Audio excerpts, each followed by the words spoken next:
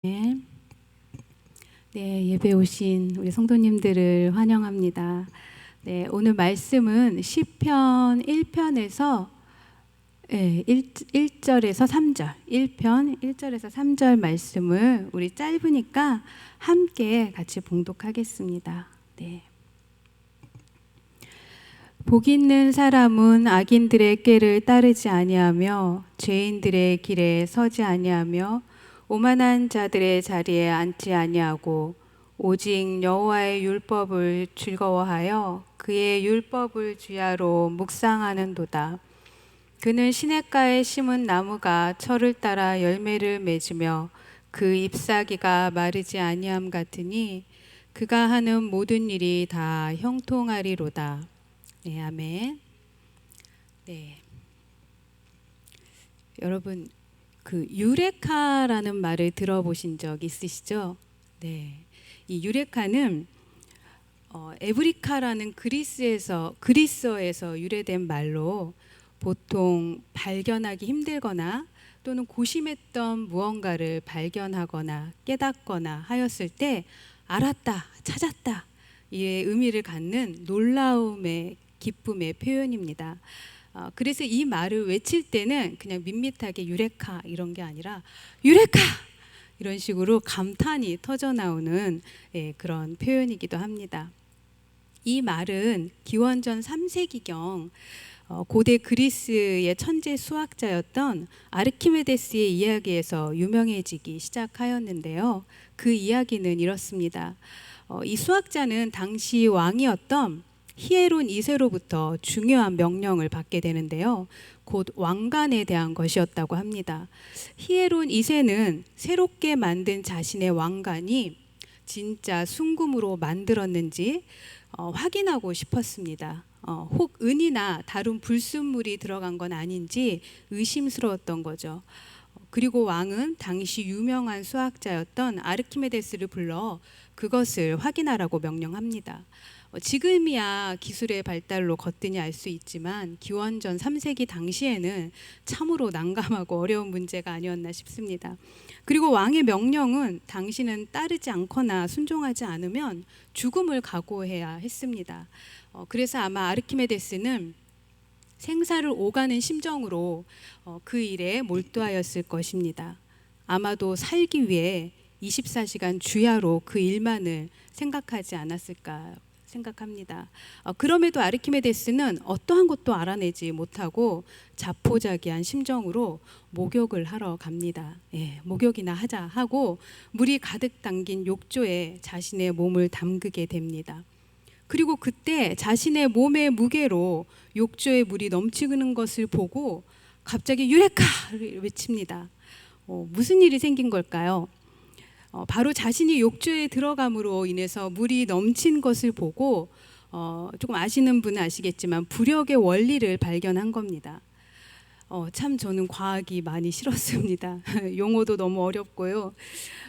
이거를 좀 쉽게 표현한다면 동일한 이 부력의 원리에 대해서 아마 우리 다음 세대 친구들이나 우리 중학생들 정도면 이것을 아마 과학 시간에 배워서 알고 있을 것입니다. 그래서 아르키메데스가 깨달은 것을 좀 쉽게 설명하면 이런 것입니다. 동일한 크기의 그릇에 물을 가득 채우고 왕관을 집어넣은 뒤 흘러넘친 물의 양을 재는 것입니다. 그리고 왕관을 만드는 데 쓰인 것과 같은 양의 금덩어리도 똑같이 집어넣고 흘러넘친 물의 양을 측정하는 겁니다. 곧 왕관이 순금으로 만들어졌다면 흘러넘친 물의 양은 동일해야 된다는 원리인 거죠. 그러나 실험 결과에는 차이가 생겼습니다. 곧 왕관은 순금이 아니었던 것입니다.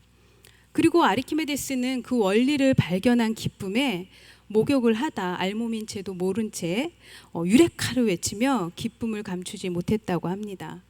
그도 그럴 것이 아마 죽다 살아난 기분이지 않았을까요? 그리고 이후로 이 유레카는 아르키메데스의 유행어가 되었다는 이야기입니다. 천재과학자 아르키메데스처럼 우리 다음 세대 친구들이나 우리 부모님들 또 우리 성도님들도 이러한 유레카를 외친 삶에서 이런 유레카를 경험한 적이 있으실까요?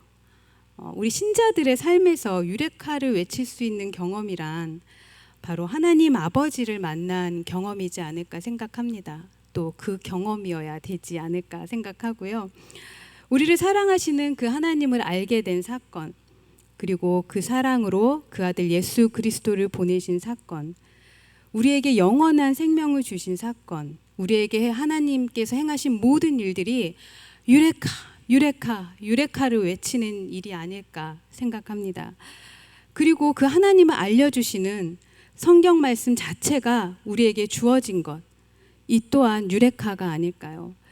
옷을 벗은지조차 모르고 알몸으로 뛰쳐나간 천재 과학자의 기쁨이 우리가 만난 복음의 기쁨과 과히 비교할 수 있을까요? 그럼에도 과연 우리는 말씀을 볼 때 그러한 깨달음과 기쁨을 경험하고 있는지 좀 돌아보게 됩니다. 여러분과 우리 모두가 성경을 볼 때 이런 깨달음의 기쁨을 발견하고 또 누리시길 소망합니다. 그렇다면 오늘 본문의 시편 말씀은 우리에게 어떤 깨달음을 또 기쁨을 알려주고 있을까요? 사실 오늘 본문 말씀은 매우 익숙하고 친숙한 말씀입니다. 제가 신학을 공부할 때 많은 교수님들께서 공통적으로 하신 말씀이 있었는데요. 바로 성경을 볼 때는 낯설게 봐라 하시는 것이었습니다. 곧 보았던 말씀을 아는 말씀을 늘 보았던 것처럼 보는 것이 아니라 늘 새로운 말씀을 읽듯이 그렇게 낯설게 보라는 것이었습니다. 그렇게 낯설게 보다 보면 익숙하게 볼 때는 생기지 않았던 수많은 나만의 질문들이 생기고 또 그것을 고민하면서 말씀이 주는 신비와 깨달음을 경험할 수 있기 때문인 것 같습니다. 그래서 오늘 본문 역시 우리가 너무도 익숙한 본문이지만 여러분 스스로 조금 낯설게 바라보시기를 바랍니다. 오늘 본문 1편 1절에서 2절 말씀 한번 같이 봉독하겠습니다.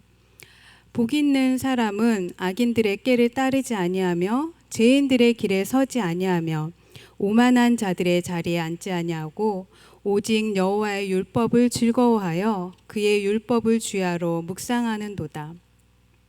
본문은 복 있는 사람에 대하여 이야기하고 있습니다. 그리고 그 사람은 죄를 따르지 않으며 오직 여호와의 율법을 즐거워하고 주야로 묵상하는 자라고 말합니다. 죄를 따르지 않는 것과 여호와의 말씀을 묵상하는 것이 서로 상반되는 것임을 알 수 있습니다. 곧 죄를 따르지 않는 자는 여호와의 말씀을 묵상하는 자이고, 이 말은 곧 여호와의 말씀을 묵상하게 되면 곧 죄를 따르지 않게 된다는 것으로 함께 이해할 수 있습니다. 그렇다면 이러한 여호와의 말씀을 묵상하는 일은 우리에게 쉬운 일일까요? 여러분 또 우리 집에서 예배드리고 있는 다음 세대 친구들은 묵상을 어떻게 해오고 계실까요? 이른 아침에 일어나서 한 30분, 1시간, 길게는 2시간 잠시 시간을 들여 말씀을 보고 계십니까? 아주 잘하고 계시는 것입니다. 그리고 그 시간에 묵상한 말씀을 하루 종일 기억하고 되새기며 삶에 적용하는 것으로 배우셨을 것입니다. 네, 그게 또 맞는 말입니다. 그러나 그것이 우리가 실천하기에 매우 쉽지 않다는 것 또한 우리는 경험상으로 아주 잘 알고 있죠. 오후쯤 되면 아침에 묵상한 말씀이 좀 희미해져 가진 않으신지요? 묵상 시간이 그저 잠시 책 읽고 독후감 쓰는 것, 느낀 점을 적는 것 정도로 여기진 않으시는지요? 아니면 이조차도 못하고 계실 수도 있을 겁니다.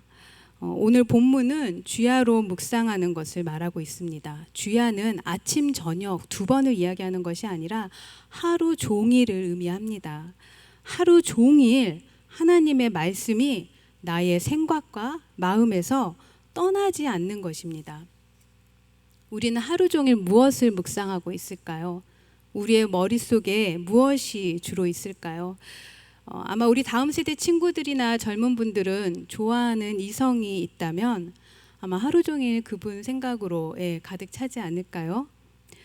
혹은 저는 굉장히 먹는 것을 좋아하고 또 먹고 싶은 게 많은데요. 그래서 늘 먹을 거를 생각하시는 분도 계실 겁니다. 그리고 실제 저는 예전에 직장 생활을 할 때 출근을 하면 솔직히 가장 먼저 출근해서 사는 생각이 오늘 점심에 뭐 먹지? 저녁에는 뭐 먹을까? 뭐가 맛있을까? 사실 이런 생각을 했는데요. 저만 그런 건가요? 네, 혹은 우리 부모님들은 아이의 교육 문제나 재정 문제 등으로 온 마음과 생각이 뒤덮여 있지 않을까요? 그리고 많은 경우 현재보다 어떻게 하면 더 잘 살지, 더 누릴지를 고민하고 있진 않을까요? 사실 여기까지 나열된 문제들은 충분히 우리가 삶에서 생각하고 또 생각할 수밖에 없는 문제들입니다. 그리고 더 나아가 그러나 여기서 멈추는 것이 아니라 더 나아가 혹 나를 불편하게 하는 상대나 나보다 공부를 더 잘하는 상대 혹은 이겨야 할 상대, 경쟁해야 될 상대, 그런 사람들을 우리도 모르게 묵상하고 있지는 않을까요? 이처럼 하루 종일 내 머릿속을 떠나지 않는 그것이 여러분이 묵상하는 것일 겁니다. 그리고 중요하게 생각하는 것일 겁니다. 그리고 그것은 현재의 삶에서 얻고자 하는 행복과도 조금은 연관되지 않을까 생각합니다. 그리고 오늘 말씀은 그 행복, 복을 얻는 길은 여호와의 말씀을 묵상함으로 죄와 멀어지는 것이라고 말하고 있습니다. 우리가 생각하는 행복과 조금 많이 차이가 있는 것 같은데요. 곧 우리가 아무리 세상에 많은 것을 얻고자 하고 또 얻었다 하더라도 우리가 죄와 멀어져 있지 않으면, 말씀을 묵상하고 있지 않으면 우리는 결코 행복한 사람이라고 할 수 없다는 것입니다. 우리는 앞에 열거한 것처럼 세상에 살면서 많은 것들을 생각하게 되고 또 생각해야 합니다. 그러나 여호와의 말씀보다 다른 세상의 것들을 마음에 두고 묵상하는 시간이 많아질수록 우리는 하나님과 멀어지고 그래서 죄의 길에 한 발 한 발 들어서게 될 수 있다는 것을 잊지 마시기 바랍니다. 예레미야 17장 9절의 말씀을 함께 읽어보겠습니다. 만물보다 거짓되고 심히 부패한 것은 마음이라 누가 능히 이를 알려마는. 타락한 본성을 타고난 인간은 말씀의 비달에 거하지 않으면, 말씀을 곧 묵상하지 않으면 결국에는 우리도 모르게 악인들의 꾀를 듣고 있을 것입니다. 어느새 그들의 권면을 듣고 있는 것입니다. 어느새 죄의 길에 들어설 것이며 결국 오만한 자의 자리에 앉아 있을 것입니다. 말씀을 묵상하는 일은 이처럼 죄의 유혹과 끊임없이 싸워 나가는 일인 것입니다. 그래서 당연히 아주 어려운 일인 거죠. 그렇다면 이런 어려운 묵상을 어떻게 해야 우리는 잘 계속 꾸준하게 이어갈 수 있을까요? 말씀은 악과 싸우는 총알과 같은 것입니다. 여러분이 전쟁터에 나가 적에게 총을 쏘려는 순간 총알이 없는 것입니다. 총알을 깜빡한 것입니다. 생각만 해도 끔찍하죠. 이 군인은 죽은 목숨이나 다름없는 것입니다. 가지고 있는 총은 그저 나는 군인 정도를 알리는 장식일 뿐입니다. 혹시 우리 가정에서도 성경책이 장식 정도로만 혹시 놓여져 있지는 않은지요? 이처럼 우리 안에 말씀이 심겨져 있지 않으면 우리는 총알 없는 총을 가진 언제 죽을지 모르는 군인과 다를 바가 없습니다. 제 앞에서 아무 힘을 쓸 수가 없는 존재인 것입니다. 그렇다면 이렇게 전쟁터에 총알을 깜빡한 군인은 단지 실수한 것일까요? 이 군인은 평상시 훈련이 매우 많이 부족했기 때문에 실전에서 총알을 잃어버리는 실수를 범한 것입니다. 군인은 전쟁 시 목숨이 담보되기 때문에 평상시 훈련이 매우 중요하죠. 이처럼 군인이 총을 제대로 쏘기 위해 부단한 훈련이 필요하듯 우리의 말씀 역시 부단한 훈련이 필요합니다. 그리고 그 말씀 훈련은 우리의 일상에서 일어나게 되는데요. 이 말의 의미를 아주 잘 표현한 영화의 한 장면이 있습니다.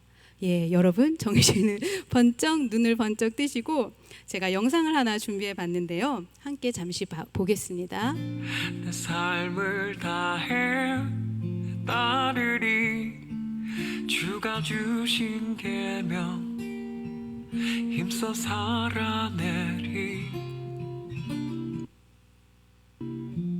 주님의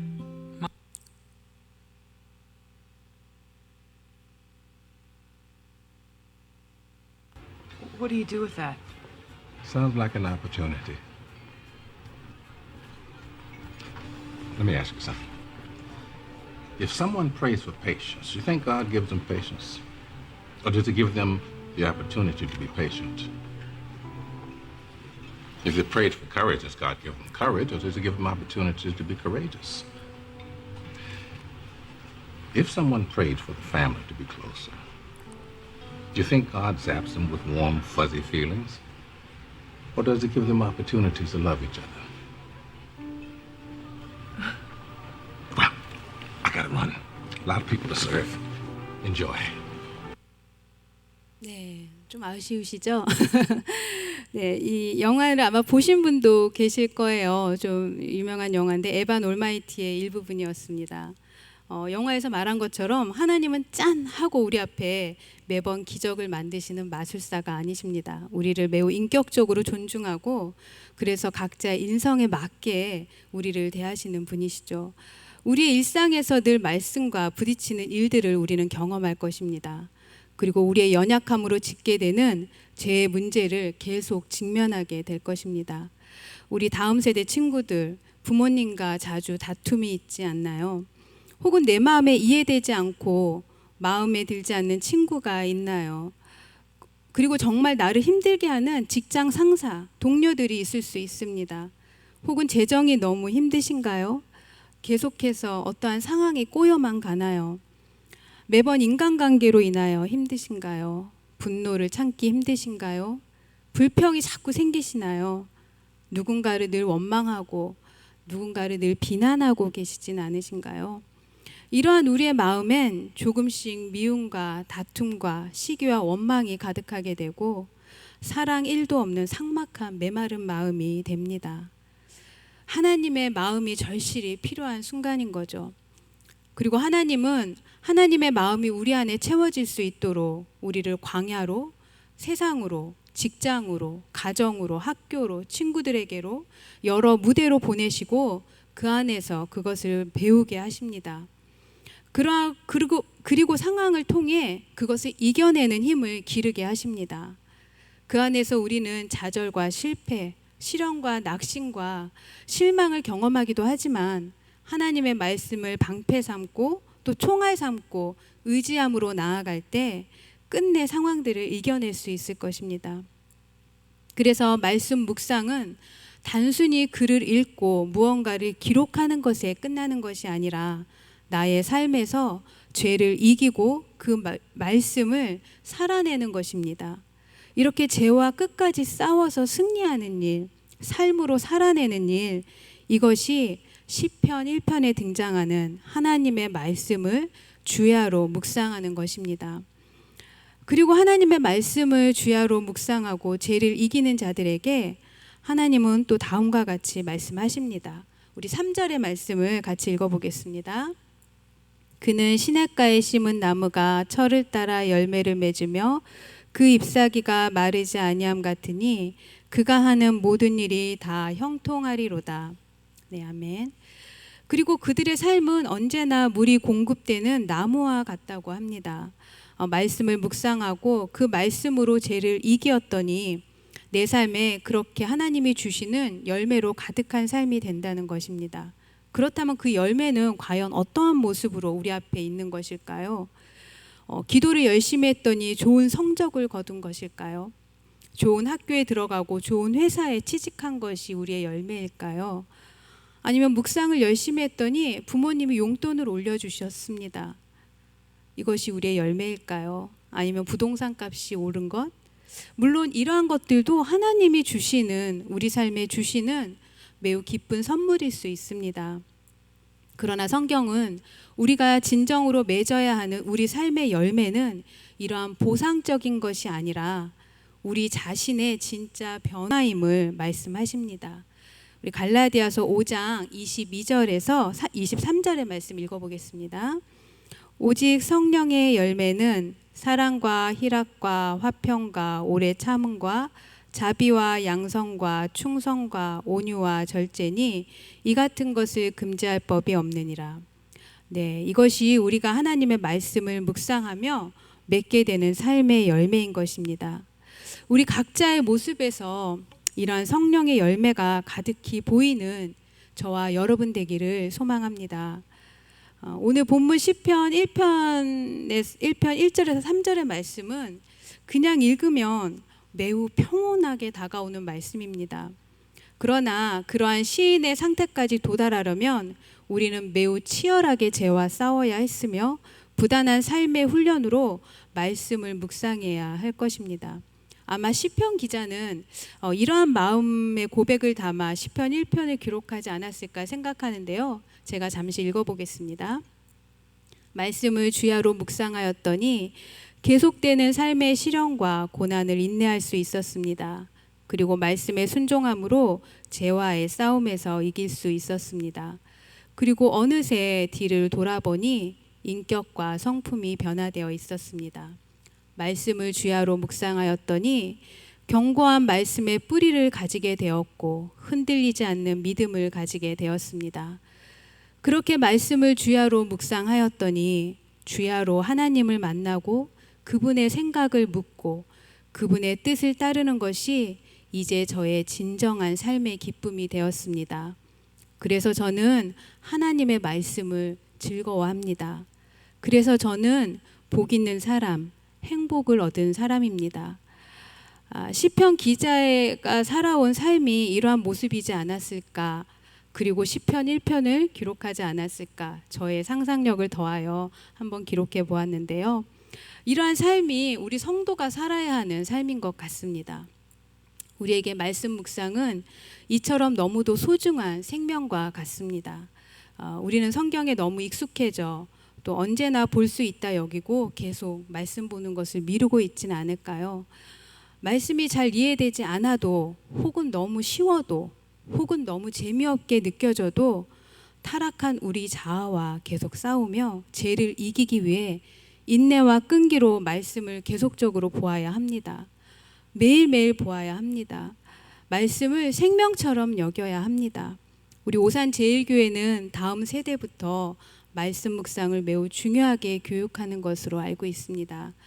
지금까지 잘해오신 분들은 계속하여 그리고 아직도 못하신 분들은 지금부터라도 말씀을 늘 가까이 하며 묵상하시기를 기도드립니다. 그래서 묵상을 통하여 그 깨닫는 기쁨이 날마다 새로워지길 유레카를 외치며 하나님 말씀을 주야로 즐거워하는 저와 여러분 되시기를 그렇게 말씀을 삶으로 살아내는 저와 여러분 되기를 기도드립니다. 네, 오늘 말씀을 생각하며 우리 찬송가 200장 달고 오묘한 그 말씀 찬송 드리겠습니다.